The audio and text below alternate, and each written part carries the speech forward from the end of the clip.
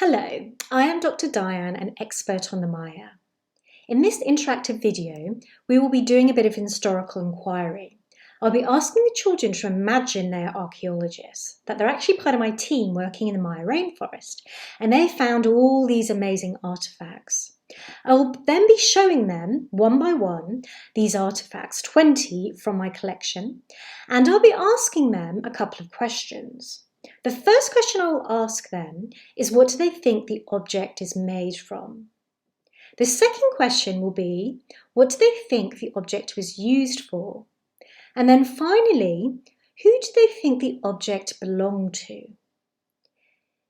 In the second part of the activity, I will then go through each object and answer those questions, and I'll also explain about how this object was used in the Maya world.